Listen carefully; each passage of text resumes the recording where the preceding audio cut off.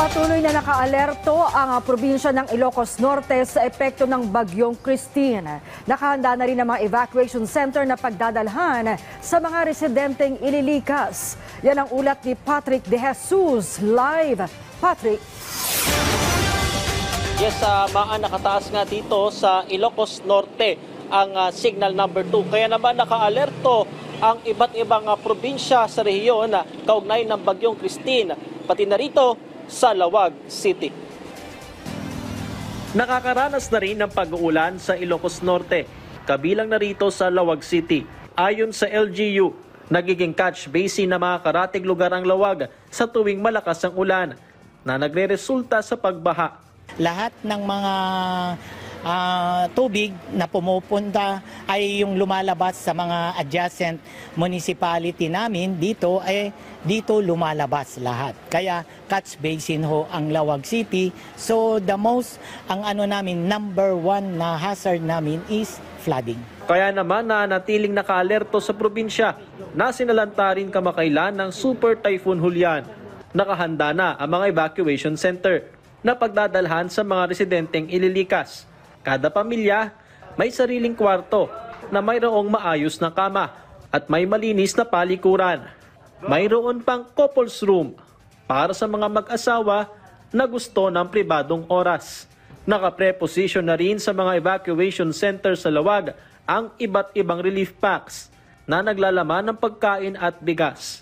Kaagad ding i-distribute ang family kits, hygiene kits at sleeping kits. Lawag City is very far from the regional office. Although they have warehouse here, we are 23 LGUs here in Ilocos Norte.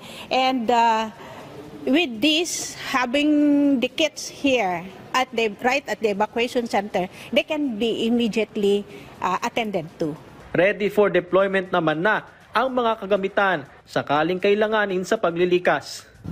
Ilan lang ito sa mga rescue boat ng Ilocos Norte Provincial Government na gagamitin sa pagresponde sa mga babahaing lugar dito sa probinsya.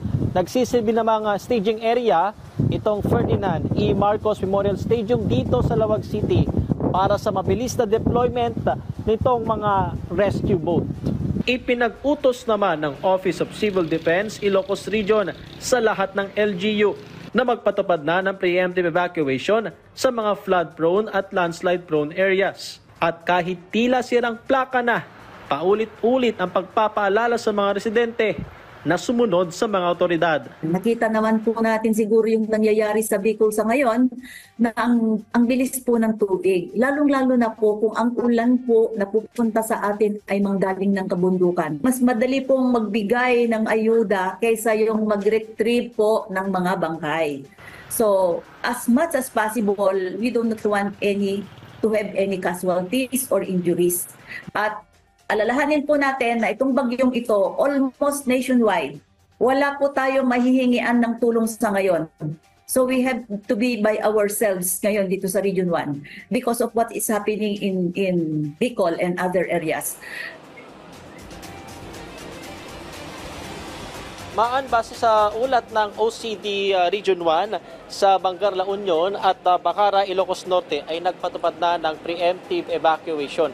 Dito naman sa Lawag ay wala pa namang matinding pagbaha at sa ngayon nga ay panaka-naka lamang yung nararanasan nating pag-uulan. Pero sa kabilangan niya ay nakaalerto ang LGU dito dahil na rin sa inaasahang magiging epekto ng bagyong Christine.